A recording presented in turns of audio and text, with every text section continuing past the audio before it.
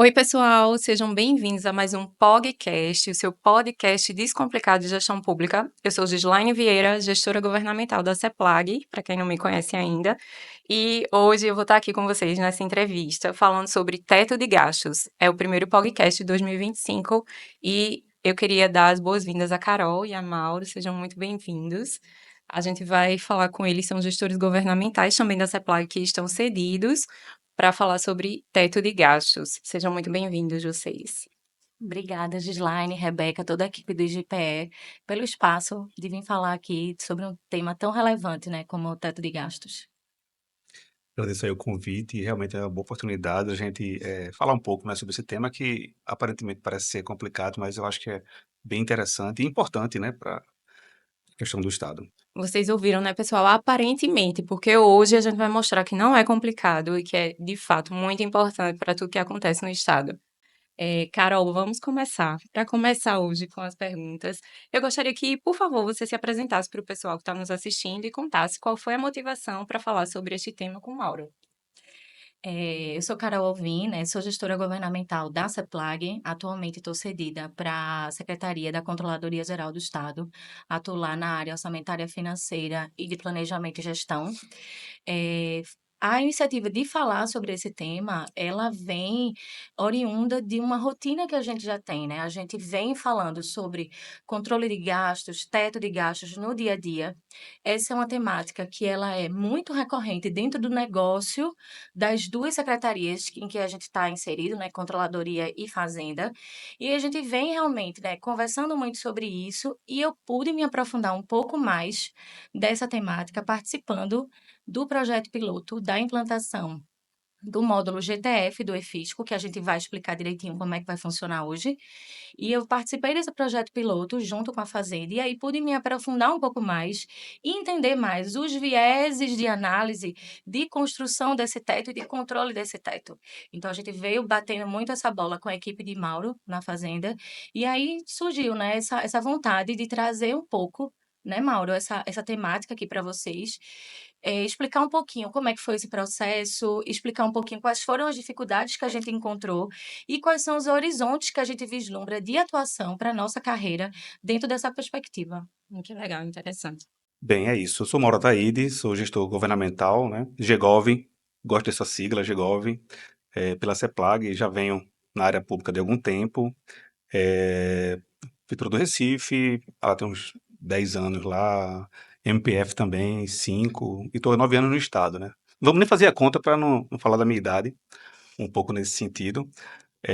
Bem, sobre essa questão do podcast, eu acho que foi muito relevante. A gente sempre tem essa luta do teto de gasto, que é uma luta aí anual, né? E de repente traz toda uma complexidade que fica muito por trás ali das cortinas, mas é um tema que, quando você conhece mais de perto, ele se integra perfeitamente com as entregas do governo e não é uma camada à parte, uma camada segmentada. Então, muita gente fica ali um pouco aquém e perde até a oportunidade de conhecer melhor e até aproveitar para ter o seu trabalho mais potencializado, na ponta, etc. Por isso que a gente achou melhor, de repente, divulgar um pouco esse tipo de trabalho e trazer todo mundo para perto dessa agenda que é muito importante e relevante para o Estado.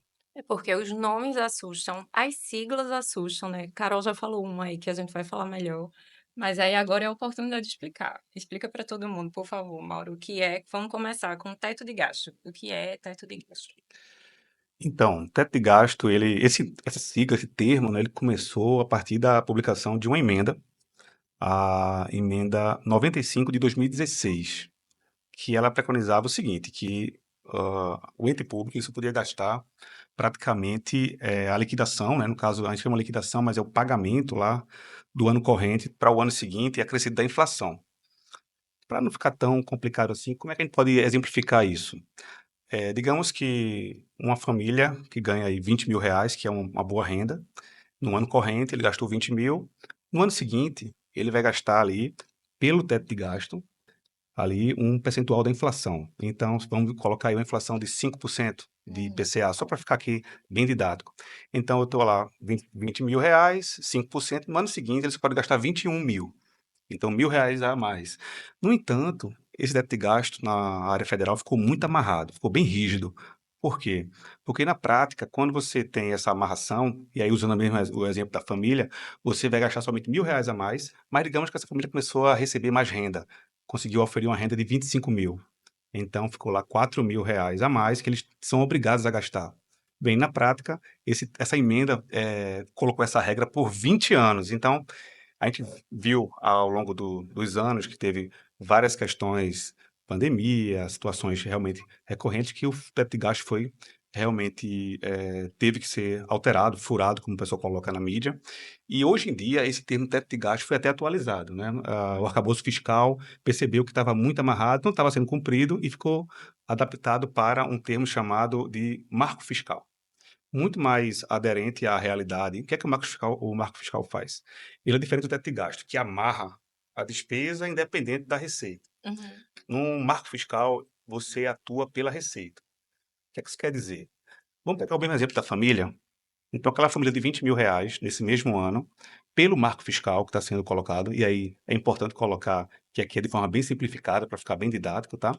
A mesma família, ela vai e tem um crescimento ali de R$ 25.000, ao invés de ganhar 20 no ano anterior, no ano seguinte ganhou 25.000. Então, esses R$ 5.000 a mais, ou seja, um incremento de receita, ele vai ser, vamos dizer assim, equacionado para o marco fiscal de uso de 70% desse valor. O que é que isso quer dizer? Que você vai, sei lá, 3,5. Eu vou ter a oportunidade de gastar, em vez de 25.000, 23.500. Isso quer dizer que você tem aí um crescimento de despesa alinhado com a receita. É tudo que a gente quer no Estado, e a gente sabe que é muito difícil isso, porque todas as secretarias querem gastar, que na verdade a palavra não é nem essa, né? Querem entregar as políticas públicas e isso realmente envolve financeiro. Então, essa adaptação da base de teto de gasto, que foi a pergunta, ela tem muito esse contexto. No entanto, em Pernambuco, né, a gente sempre revolucionário, a gente, e saindo agora um pouco dessa relação de teto de gasto legal, somente, vamos dizer, de lei, de emenda, nós já praticávamos o teto de gasto desde 2011. E aí, independente do governo, ano após ano, a gente foi melhorando essa base de teto de gasto, incrementando, etc., com várias questões de decretos de ajuste, tudo em cima de uma coisa muito comum. O caixa do Estado, ele se impõe, né? Porque se você não tiver dinheiro, realmente você não consegue gastar. Então, vamos pactuar a partida do ano, etc. E no ano anterior, esse último ano agora, a gente teve uma virada de chave bem interessante, que é, a gente trouxe essa agenda do teto de gasto para dentro do sistema e-fisco de uma maneira mais madura. Então, assim, a gente está com uma maturidade fiscal bem interessante ao longo desses anos, né? A gente conseguiu pavimentar uma metodologia, uma cultura nas secretarias e estamos aí realizando esse ganho de teto de gasto dentro do e-fisco. Depois a gente vai falar mais sobre isso durante o podcast. Ah, ótimo. EFisco é o sistema da Secretaria de Fazenda que controla todos os gastos E isso, termo novo, né, né? O termo e-fisco é novo. um sistema, né, que ele é bem robusto, já tem aí, desde 2006, 2003 foi nascendo ali, já tem um grande arcabouço aí de robustez e a partir dele é que todo estado faz os pagamentos, ou processa as licitações na parte de Banco contrato, né? Banco Banco de também. compras, banco Tudo de roda nele. preços, isso. Você tem todo esse arcabouço dentro do e-fisco para poder fazer tanto gerenciamento orçamentário financeiro, quanto contábil, de compras, enfim. É um grande sistema, é o grande mentor aí dessa sistemática, né, de controle de orçamento financeiro do Estado. Aproveitando, Carol, que a palavra está com você, por favor, nos explique quais os principais benefícios do teto de gastos para a gestão fiscal do Estado, como ele impacta a sustentabilidade econômica. Vou tentar ser bem sucinta, né? Na minha opinião, o grande benefício é a previsibilidade do custeio, né? Quando você está ali implementando medidas que limitam o crescimento das tuas despesas de custeio, você consegue garantir maior previsibilidade, né, daquilo das tuas despesas. Isso do ponto de vista da gestão fiscal. Aí eu vou trazer também um pouquinho do ponto de vista de quem executa essas despesas, do ponto de vista de quem está na secretaria, de quem está, de fato, na ponta executando essas despesas. Quando você trabalha com limite de gasto, isso te permite, e aí falando do lado positivo, porque a gente sempre escuta todo mundo, né, Mauro, reclamando, porque o teto, porque eu preciso aumentar o teto, mas o teto também te ajuda a te nortear, ele te norteia, ele Hum. ajuda a você a se planejar melhor dentro do curto, médio e longo prazo. Então, sabendo exatamente aquilo que você vai conseguir gastar dentro desse período, te obriga a se planejar melhor e obriga também, claro, a gente participar mais desse processo decisório, né, dentro das secretarias, né. Entendendo quais são as demandas, entendendo quais são os projetos prioritários, você consegue pegar todo esse arcabouço de política pública e encaixar uma coisa na outra. Sim. Então eu acho que ele é importante dentro desses 2 pontos de vista. Aí eu vou trazer uma reflexão que eu escuto desde que eu entrei, né, na CEPLAG há 10 anos, que o quanto era importante pensar a política pública em relação ao custeio, porque muitas vezes a gente pensa em política pública, em fazer alguma coisa, mas a gente não pensa o quanto isso vai custar para o Estado, a manutenção dela, né, durante o tempo. E aí eu não me corrijam se eu estiver errada, mas talvez isso que vocês estão me falando é exatamente o casamento perfeito entre planejar, executar e manter ao longo do tempo, é isso? Exatamente. É perfeito. Tem uma questão dessa abordagem que é a vontade de fazer da secretaria, né? E Uhum, quanto a gente pode arcar com essas despesas, né? sim, Com o que você. São perguntas que aparentemente são iguais, mas elas não são, são tá? diferentes. Que é o que eu quero fazer, o que uma secretaria quer fazer, o que ela precisa realmente fazer, né? E o que nós podemos pagar. Então, Exata são situações aí que precisam estar alinhadas e o teto de gasto muito bem colocado por Carol, ele resume isso, ele traz essa previsibilidade, porque todo mundo tem que chegar lá no final de um período, né? A gente faz Uhum, tudo ano civil mesmo, todo mundo igual e os pagamentos eles saem também nas secretarias de forma também paralelas, né? E tem que uhum, esperar a receita também entrar, porque tem um termo, isso é importante colocar, até isso é uma questão de todos os estados, e governo federal e prefeituras, que é a programação financeira. Aqui no estado chama PF, né, Carol? é, exatamente. Tem que ter a PF, que é a programação para você materializar financeiramente um contrato, uma despesa. E às vezes a fazenda ela segura, a CEPLAG também vê uma questão orçamentária nesse ponto. E demora um pouco, às vezes, pessoal, porque a programação financeira é um recurso que ainda vai entrar. Então, imagina, a gente está adimplando, né? Colocando um empenho ali, que vai ser uma despesa, já contando com uma receita que vai entrar. Então, essa conta tem que ser muito bem feita. Inclusive, nesse último ano, como também anos anteriores, a responsabilidade fiscal ali, a qualidade dessa entrega está melhorando do ponto de vista de honrar o pagamento, né? Então, esse tipo de coisa gera aí essa complexidade que nós administramos ali. E o EFISCO facilita muito esse trabalho. Muito bom. É porque o teto de gastos é uma previsão, não é o dinheiro em si, né, a gente só tem uma previsão estimada com base numa série histórica. Tô certa? É isso. É, na É por verdade, aí, na né? verdade, eu já estou, inclusive no período da pandemia, a gente trabalhou muito sobre essa questão de tentar modernizar o teto de gasto, inclusive para conceituá-lo mesmo. E aí, falando mais uma vez, não nada, não do ponto de vista legal, de emenda constitucional, arcabouço Uhum, fiscal, mas na vida real, na prática, né? Então, o que seria o teto de gasto em Pernambuco, um caso mais particular, seria a decisão de fazer, a posição da decisão, ou seja, há uma decisão política em fazer. Por que uhum, isso é um elemento? Porque nós temos, vamos dizer, um teto de gasto de 1 milhão, para ficar didático, é o que a secretaria está ali autorizada a fazer, que o governo está colocando uma decisão de fazer. Nesse 1 milhão, você tem, claro, uma previsão de desembolso, que é o pagamento em si, mas a secretaria tem que ainda fazer a licitação cai deserta, fracassada ou em alguma situação. Isso não acontece, ou melhor, acontece outras questões que vai majorar esse teto, tem que ser falado com a Fazenda, com a CEPLAG, para que eles tenham previsibilidade, porque a pergunta que eu sempre falo lá você sabe qual é a disponibilidade de um governo? Em Pernambuco, é um estado que não é um estado rico, de pagar. Olha, a gente consegue pagar qualquer valor lícito do ponto de vista de 100 milhões, 300 milhões. Se você der um prazo para a gente consegue pagar com mais qualidade. E é isso uhum. que o teto de gasto faz, né? Ele não limita, ele conduz para aquele ponto para você fazer as entregas. Muito bom. E agora, Mauro, por favor, explica pra gente o que é o módulo de gestão de tetos financeiros. Eu acho que tu explicou um pouquinho, mas, Isso, né, soltei vamos um pouquinho explicar ali melhor. na fala inicial, mas o teto de gasto, o GTF, como a gente chama, ele é o esforço da gente do ponto de vista de trazer uma metodologia que ela está em Excel, né? Excel é uma coisa impressionante. O fim do mundo, ele vai ser, o inventário vai ser no Excel. Com certeza. Então, assim, tá tudo em Excel, tudo em Excel. Então, vamos colocar isso para dentro do eFisco, mas vamos colocar de uma forma que a gente consiga operacionalizá-lo. Como eu falei, realmente, teto de gasto é decisão de fazer. Ainda não é nem orçamento, não é, programação financeira, não é desembolso, mas é o que o governo decidiu do ponto de vista de autorização. Está apontando para uma linha e vamos colocar ele dentro do eFisco.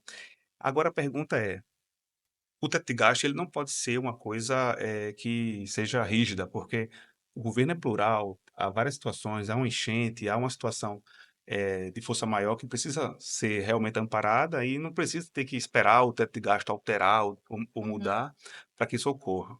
Então ele colocou de uma forma dentro do eFisco um módulo que traz para dentro do sistema a decisão de fazer daquele teto de gasto. E aí, só entrando um pouco mais nesse tema, dentro do eFisc em si, e em Pernambuco, a gente tem uma facilidade de catalogar esse teto de gasto por temas. Enquanto em algumas prefeituras, até no governo federal, realmente eram apenas as entregas, as ações. No estado, a gente tem os insumos. Ou seja, o que isso quer dizer? Eu tenho um teto de gasto pavimentado por apoio administrativo, vigilância, capacitação, etc. Então, a gente tem um teto de gasto com cada valor para tentar aí criar, né, um paralelo de saber quais são as despesas que estão aumentando, estão diminuindo. É necessário, nesse momento, tem uma fala que eu falo, a gente conversa muito lá na Fazenda, que é em relação a não é o quanto, é o quando. Vamos deixar um pouco para depois, para a gente poder ter fôlego para encaixar isso. Então, essa relação do GTF, ela traz essa facilidade, por quê? Quando uma coisa é decidida num, num colegiado que nós temos no Estado, que é a CPF, a Câmara de Programação Financeira, ela não é um órgão novo, ela já tem aí uns bons anos, né? E ela traz essa responsabilidade financeira para si. Então, todo mundo quando vai pactuar esse teto de gasto no Estado, faz a proposição para a CPF. Como eu falei que estava modernizando antes, se mandava cada contrato, agora a gente está fazendo por tema, né? Esse tema ele vai ser discutido com o secretário da pasta, faz os alinhamentos e isso vai para o sistema do eFisco como uma referência. Então, tem lá apoio administrativo, vai ser gasto lá 1.200.000 nesse valor. A CEPLAG, no caso, ela olha para esse valor, a Fazenda olha também, a SAD, enquanto, vamos dizer assim, um órgão que trabalha a parte de atas de aquisição de contratos, também olha. Então, triangula a despesa, todo mundo olha para o mesmo lugar e, principalmente, a secretaria, que não é a ponta, é a área principal. Aí Uhum. eles falam que são ponta, mas eles são realmente quem atuam e que Isso. faz a política pública. Olha para o teto de gasto, todo mundo está alinhado. Imagina que isso hoje funciona no Excel, como é difícil, né? Porque muda a planilha, tem que colocar para todo mundo, o pessoal está com versões que não são adequadas, então no sistema isso vai ficar mais tranquilo. Então isso assim sintetiza um pouco. E a gente queria fazer, sabe, Juliana, assim, com detalhes em cada contrato. Antes de em 2019, queria fazer bem detalhado, só que a gente percebeu que é muito plural um contrato, alguém falta, existe aí uma relação de acréscimo, etc. A gente ficou um pouco mais simplificado. Em vez do contrato, o tema. E isso viabilizou o módulo que, inclusive, foi financiado com dinheiro do BID, do Banco, né? Que massa. Internacional Interamericano. Interamericano, isso. Então, a gente até usou na fazenda, né, dinheiro realmente emprestado, que é melhor, né, nesse É. ponto aí, para pagar em algum momento com mais calma. Sim. Pessoal, o Gestão em Pauta desse mês é com eles. O texto está muito legal, muito interessante. Explica bem direitinho também o que é teto de gastos, o que são todos essas siglas e programas, o que é o GTF. Tá bem interessante. E aí, eu lendo, eu peguei uma frase que eu achei bem legal para a gente comentar aqui e que toca nisso. Aí vocês citaram lá que é imprescindível a atuação de agentes que construam pontes entre os que elaboram a estratégia e os que a executam. E aí eu acho que é um pouco do que você acabou de falar, né, Mauro? É essa ligação tão importante que o GTF está fazendo entre a programação e entre as secretarias que executam, é isso? Exatamente. Inclusive, isso traz, né, releva que nos remete a Carol, que é uma excelente na área de UGC também, traz toda essa importância, e inclusive consegue trazer para a gente, né, como isso transforma lá na ponta, né, Carol? Isso. essa relação. Trazendo esse ponto que Mauro falou, né, dessa construção dos tetos, né, por tema, acho que eles percebiam, né, essa variabilidade muito grande na construção do orçamento e do teto necessário para cada tema desse. Uhum. E aí é esse o gancho que a gente quer trazer, né, a importância da UGC nesse processo, né? O que é o GC? Só para explicando para quem está em casa, o GC é a unidade gestora coordenadora, né? Ela é a célula que vai fazer todo o planejamento orçamentário e financeiro dentro de uma unidade gestora. Então, é ela quem vai fazer a descentralização dos créditos, a provisão, solicitar o orçamento, solicitar o financeiro à fazenda, distribuir esse financeiro nas unidades gestoras executoras subordinadas, que são as células que de fato vão executar, empenhar, liquidar e pagar a despesa. Então, é importante que nessas unidades gestoras a gente consiga ampliar o papel, colocar um pouco mais de luz na importância do agente que atua na unidade gestora, nesse sentido, para que a gente tenha uma construção de teto cada vez mais robusta e alinhada com a estratégia, que é isso que a gente vem conversando muito, né? Não é só trazer números e trazer um número robusto e eficiente, mas que a gente consiga fazer a ponte, que a gente consiga ser o elo entre a estratégia e a priorização e, de fato, o nosso teto de gasto, o nosso orçamento. A gente precisa ser esse agente, a gente precisa ser essa ponte, né, entre o nível estratégico e o nível tático, né? Sim. E no tocante também à unidade gestora, a gente vem percebendo, né, uma alta rotatividade de pessoas atuando nessa área, e aí a gente sente cada vez, a gente entende cada dia mais a importância da gente ter, atuando nessas unidades gestoras coordenadoras, técnicos cada vez mais capacitados, que tenham visão mais sistêmica, mais estratégica e que consiga principalmente opinar. Trazer essa base, todo esse arcabouço que a gente conversou aqui, da importância do teto e fazer refletir na estratégia, para que um fique casado com o outro, para que um reflita o outro, Estejam alinhados, né? estejam alinhados. Então, eu acho que é muito essa importância, sabe, da unidade gestora, da gente ter GEGOVs, ocupar e reocupar esses espaços para que a gente tenha, para que o nível decisório, quando for refletir lá no orçamento, no financeiro, ele reflita com muito mais qualidade, Certo. né, Mauro? Exatamente. Qual a importância disso, né? Você tem o secretário da pasta, né, que é o gestor da pasta. Uhum. Vamos pegar aqui a pasta da saúde, da administração, as mais de área fim mesmo, que é saúde, cultura, turismo. Ele tem lá a sua estratégia, né, de entrega pública. O Palácio também, né, o governo tem sua linha de atuação. E existe uma camada, que é essa camada que Carol colocou bem agora, que ela está na tradução do que eles querem fazer para as entregas. Então, até chegar lá na ponta, o PE conduz, aquela ambulância, Uhum. tem toda essa questão de traduzir a decisão para orçamento, programação financeira, para fazer a licitação. Então, quando você não tem uma camada estruturada que consiga traduzir isso da melhor forma possível, porque a Fazenda, a CEPLAG também, a Controladoria, a gente faz, olha, tem que fazer agora o eficiente, não é fazer só rápido, é fazer rápido com o melhor dinheiro, da melhor forma possível, né? E claro, no menor tempo. Então, às vezes, a secretaria ela olha muito no automático e esquece algumas oportunidades por falta mesmo de preparo, Uhum. né. Então, uma situação recente que a gente iria ter uma decisão de gastar, um valor que ia ser na parte de grupo que, na verdade, você tem 2 formas de gastar no estado, que é ou um serviço, que é energia elétrica, terceirização, da parte de apoio administrativo, vigilância e eles chamam de capital, que é construir ou comprar coisa. Então, ou você faz um serviço que se esgota naquele serviço, de limpar alguma coisa, que a gente chama de grupo 3, e comprar, adquirir ali ou construir, que a gente chama de grupo 4. Para grupo 4, nós temos um recurso muito, muito forte, que a gente paga com mais calma. O recurso é uma operação de crédito, paga com mais calma. Para serviço, a gente tem que pagar com dinheiro do imposto. A gente tem que pagar a folha, tem que pagar a saúde, tem que pagar a educação.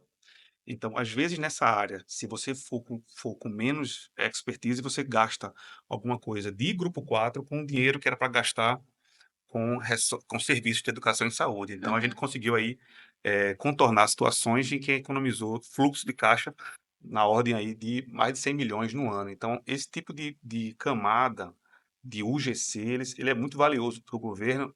O ciclo de gestão, quem é o ciclo de gestão? São as secretarias de área meio que perfazem a CPF, é um colegiado. Aí Uhum. tem a CEPLAG, a SCGE, que é a controladoria, a própria PGE, junto com a CEPLAG, que eu já falei, a Fazenda e a SAD, que é da administração. Eles perceberam que essa camada, se ela for pavimentada com o pessoal que seja, vamos dizer, ter um conhecimento melhor, ser mais estável, você amplia o alcance. Então, toda decisão que eu consigo fazer na minha fala, eu consigo traduzir isso para a área orçamentária financeira com mais velocidade. Uhum. Hoje isso aí realmente tem dificuldade, porque às vezes a gente chega lá, a pessoa já mudou, já é um outro pessoal. Então a gente está aí com essa relação, porque nessa área, um cara colocou muito bem, foi muito bom. Vou só reforçar o que você colocou, que é a questão do tipo do trabalho. Então, não é planilha só.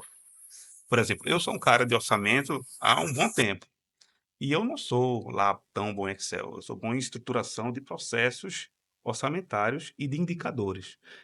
Na matemática, eu sou um cara mais de conjunto e proporção do que de cartesiano, Uhum. tá? Então, assim, e é o que a gente precisa, alguém que faça indicadores, trabalhe com processos, trajetórias, De né? A fato. gente precisa mais do cara do gráfico do que o cara da conta nessa área. E eu acho que na CEPLAG tem muita gente disso aí também, na SAD também, na controladoria. Então, assim, essa área muito importante.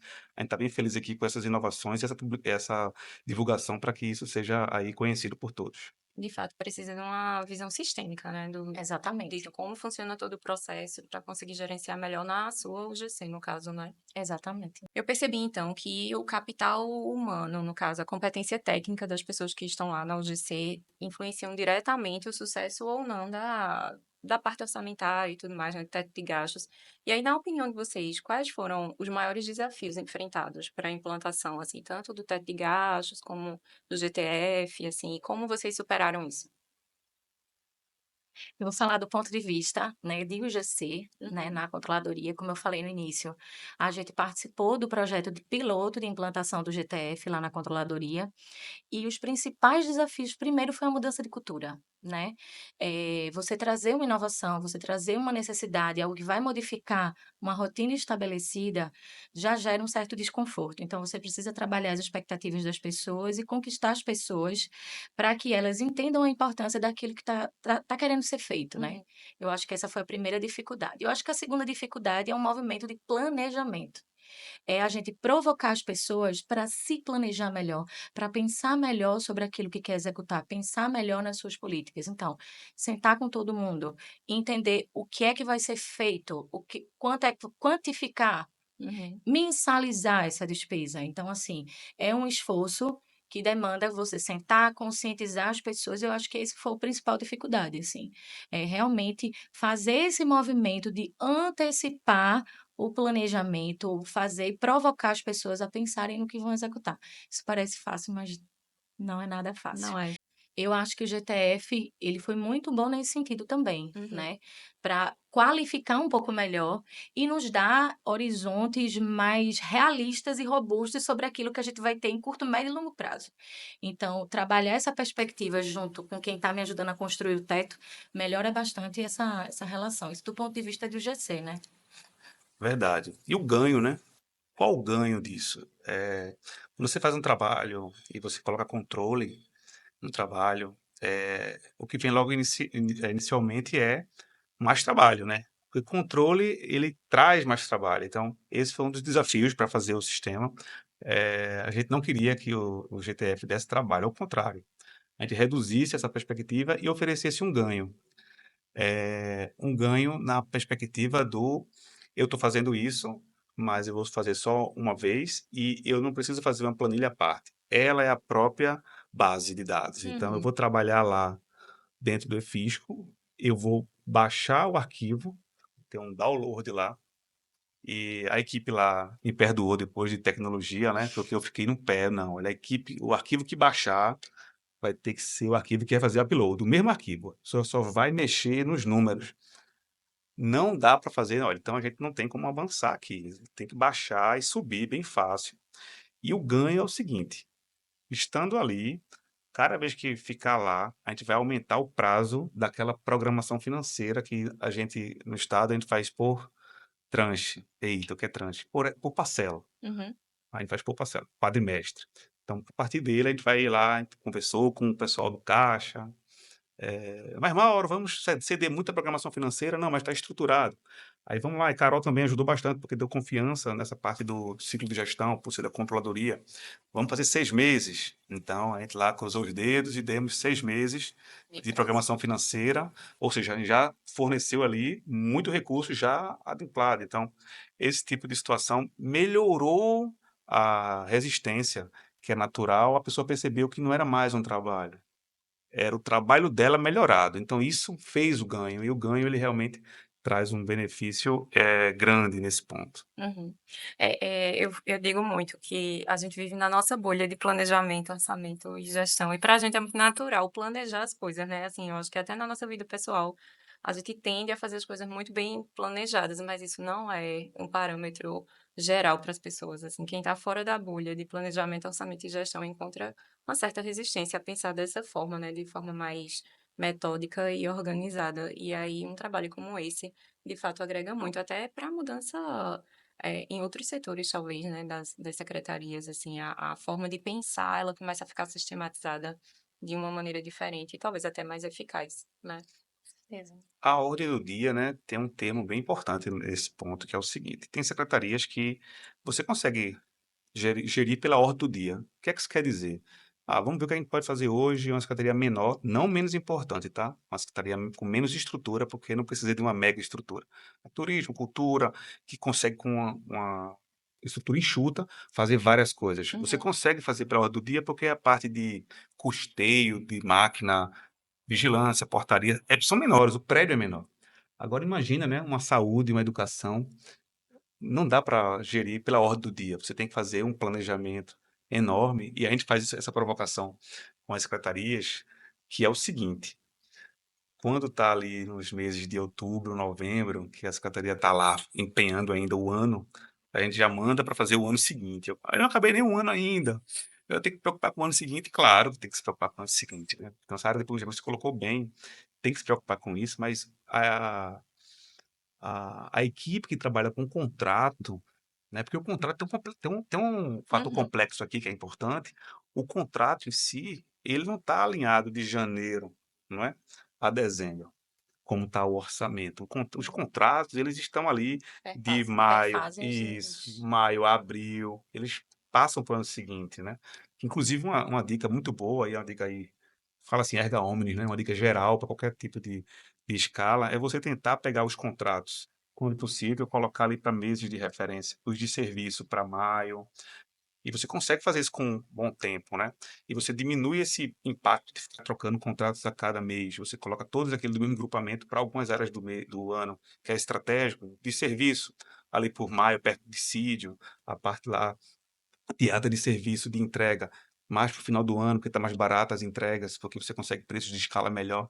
Então, esse tipo de trabalho, ele não é da UGC, mas o UGC pode fomentar isso para os gestores de contrato, como vai ser bem falado aqui pelo PCA, que é uma sigla que aí, me perdoem aqui, mas Carol vai explicar daqui a pouco, É, vai trazer esse benefício para esse tipo de estrutura.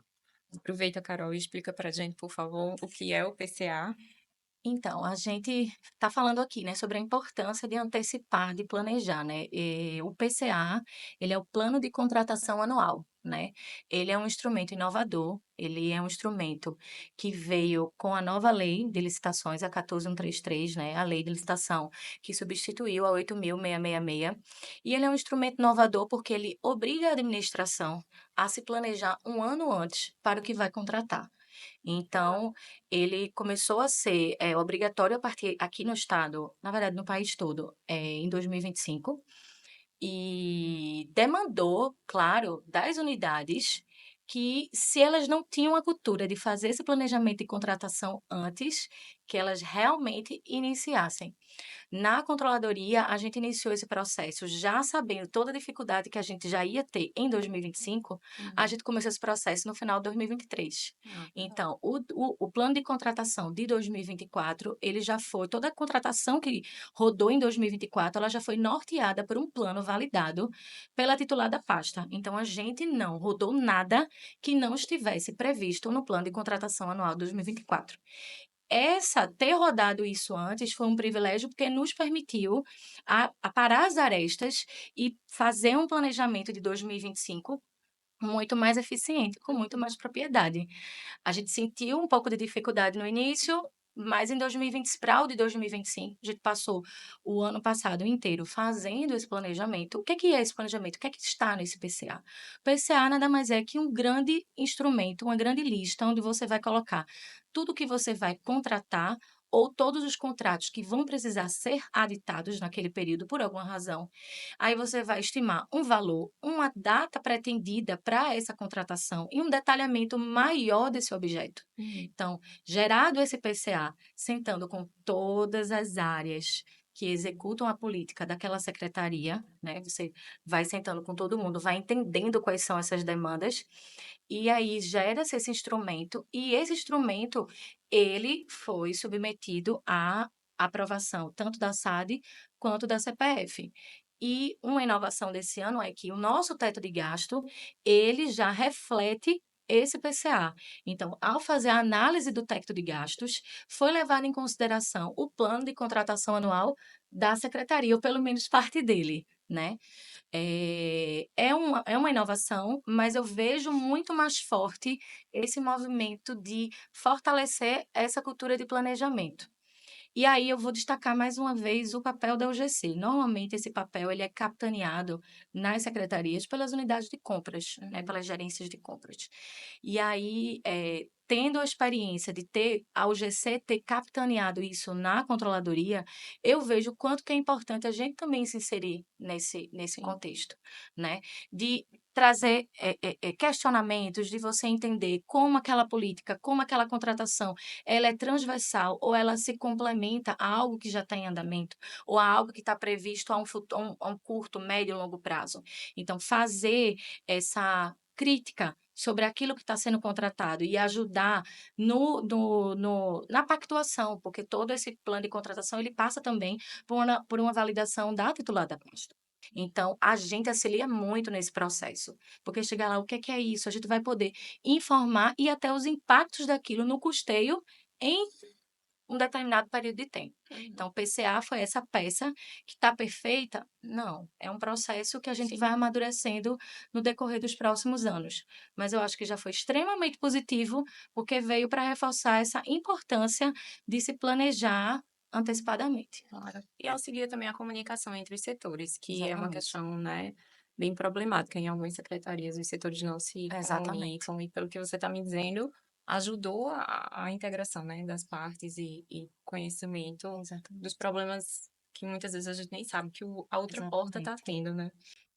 Exatamente. Foi assim um benefício grande da lei, né? Da 14133. Trouxe a SAD, né, para dentro do processo com o PE integrado. Então, o PE integrado ele entrou nisso com o PCA. Carol colocou bem, a gente, inclusive a CEPLAG lá, a Gabriela na CEPLAG, eu também pela Fazenda, do ponto de vista de trazer a estrutura orçamentária está dentro e financeira, já está dentro do PCA. Segundo a equipe da SAD, é a única no Brasil que tem um PCA já estruturado com a base programática, né? Carol colocou bem. Aí você consegue conectar com o teto de gasto, que está nessa linguagem também. Então você tem uma integração e fez aí com que a gente tivesse uma previsibilidade do ano seguinte de uma forma mais consistente. Eu acho que isso trouxe a SAD, que centraliza às vezes por escala Uhum. compras e ainda consegue colocar o PCA e o PE integrado, que é um instrumento muito importante da gente. O PE integrado começou ali em 2015, eu avalio, e vem aqui ainda conseguindo trazer todos os contratos para dentro de um sistema. Eu acho que agora com o PCA isso traz um outro elemento, mas para além disso, e aí eu acho muito legal essa visão da Carol da UGC, porque a UGC ela tem um papel bem difícil e ela consegue fazer de uma forma muito legal, que é o seguinte: a SAD ela fala na linguagem de licitação e compras. Tudo dela é item de gasto, termo de referência. A CEPLAG ela tem a questão do mapeamento, etc., mas a CEPLAG orçamentária ela tem ação, subação, fonte, grupo. A Fazenda ela fala muito de ficha financeira, é aqui termo de cota de programação, então cada um fala a sua língua. Então a UGC ela capta tudo isso, traduz para que a gente consiga não deixar o mais importante disso tudo, que é o objeto, né, Sim. a coisa. Tem uma UGC, assim, e aí peço licença a Carol, que assim, ela é para mim a melhor UGC de todos os tempos, que é a Tâmara Almeida, lá da educação. Uhum. Ela consegue fazer isso e ela tem uma fala bem engraçada. Ela fala: tá, mas qual é a coisa? Porque a pessoa lá, o gestor do contrato, falando pelos cotovelos, ela, qual é a coisa? Aí ela fala com a CEPLAG: não, vai ser na fonte tal, calma. Aí fala na fazenda: olha, não, vai ser na ficha financeira tal. Então ela pega aquela coisa, não deixa a coisa sozinha, seja uma compra de cadeia, de carteira, né, de estudante, seja um serviço lá de limpeza, ela consegue encaixar nas agendas, né, e não tem só Excel, Uhum. né, tem esse tipo de abordagem, né, e ela realmente faz isso, e é com muita, maestria.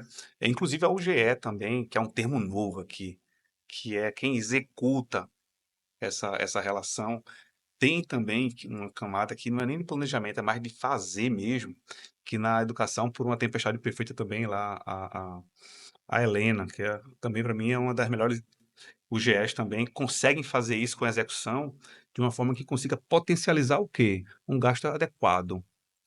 Então isso faz toda a diferença, no sucesso Sim, da política pública, sim, porque o sim. financeiro, olhe, é difícil, né? É difícil. E é Dinheiro aí vai crucial, né? embora logo, você tem que gastar ele Rápido, certo. ligeiríssimo.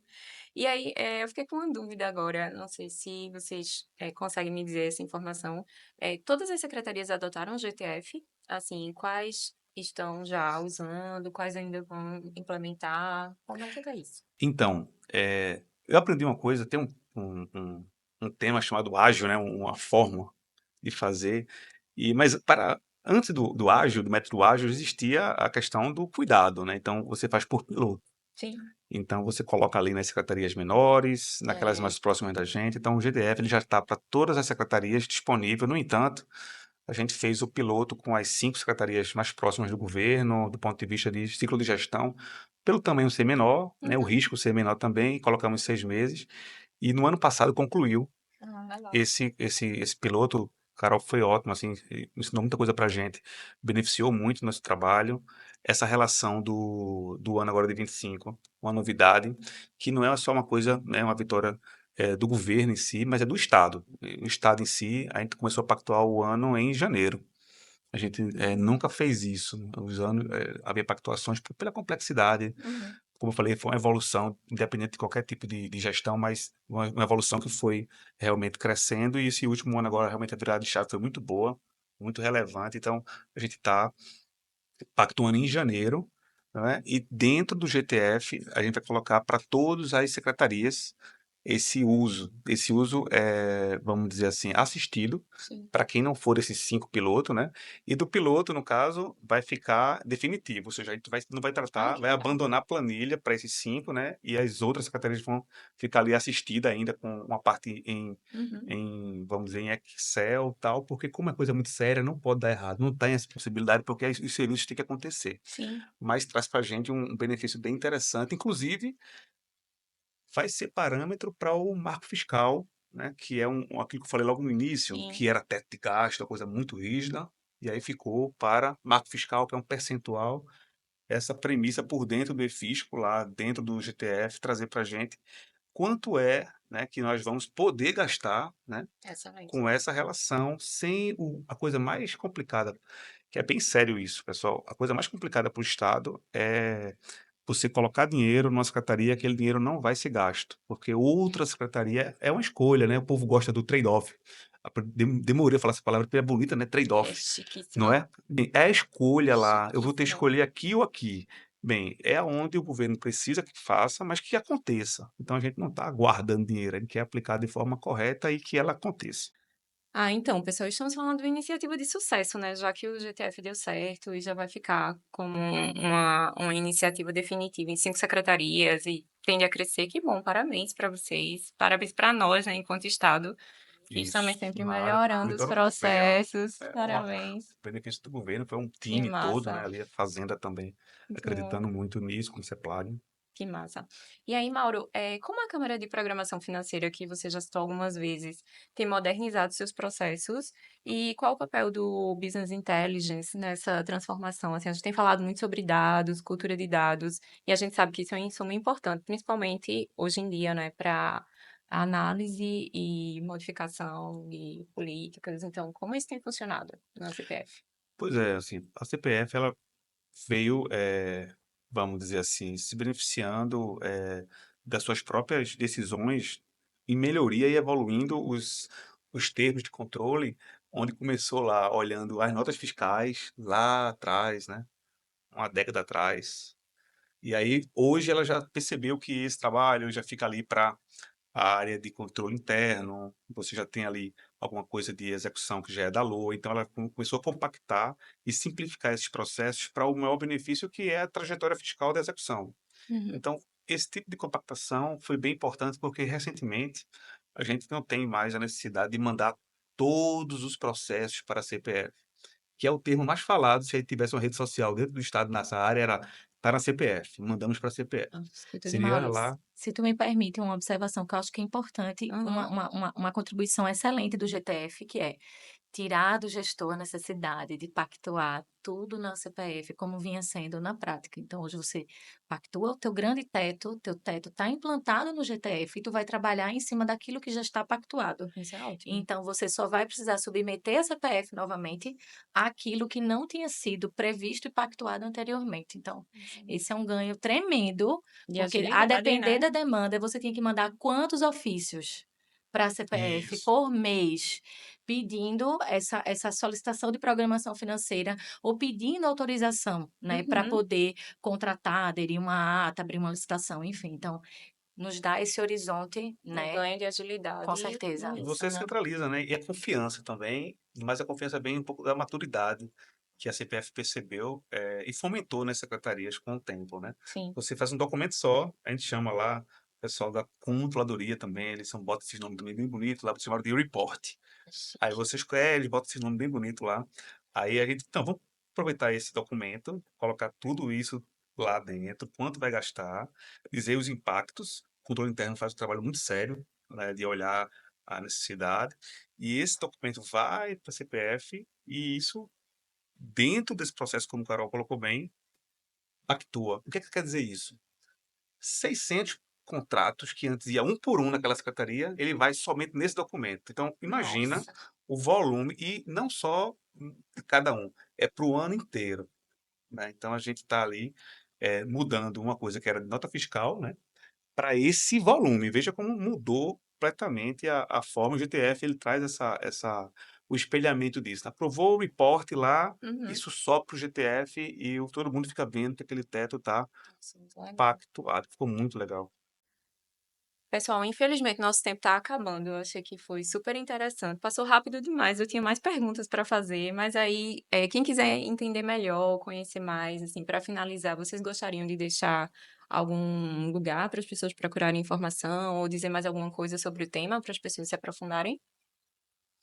É, assim, eu avalio que não estava nem programado isso, mas quem vai fazer? A gente está pensando, na verdade já está construído já pela ESAFAZ, um curso que a gente está tentando encaixar primeiro para quem já é o GC, Uhum. para trazer um pouco dessa relação de expertise entre as boas práticas que a gente vê em cada secretaria, o que a gente precisa para capacitar todo mundo a ficar na mesma página, principalmente. Uhum. Inclusive, uma trilha importante.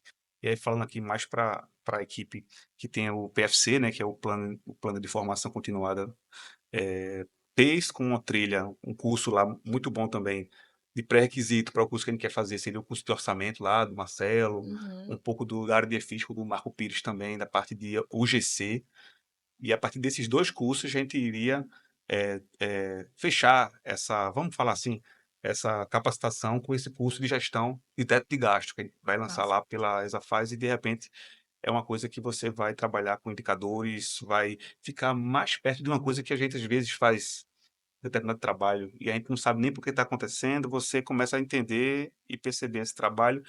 E o melhor, né, Carol? Sair na rua e ver o seu trabalho lá realizado, as coisas compradas, a coisa acontecendo. Então, quem trabalha na UGC, ele participa de forma relevante do dia a dia das pessoas na rua, Ah, que tá? legal.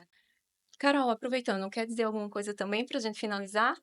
Então, gente, para quem tiver mais interesse em entender um pouquinho como é que funciona o PCA, como é que ele foi operacionalizado nesse ano, né, pela SAD, a gente pode disponibilizar pelo QR Code as orientações, a portaria e demais documentos que podem nortear e ajudar quem está aí na ponta, quem está aí nas unidades gestoras, a operacionalizar e dar um suporte melhor na elaboração desse PCA. Que massa. Pessoal, o QR Code vai aparecer aqui em algum lugar, que eu não sei.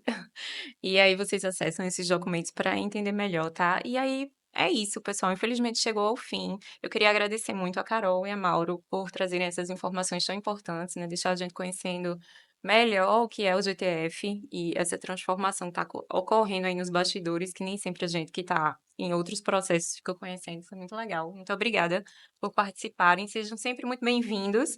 E é isso, pessoal. Comentem, compartilhem, acesse nosso site, acesse os canais do IG e do podcast, que vocês serão sempre muito bem-vindos. Até mais!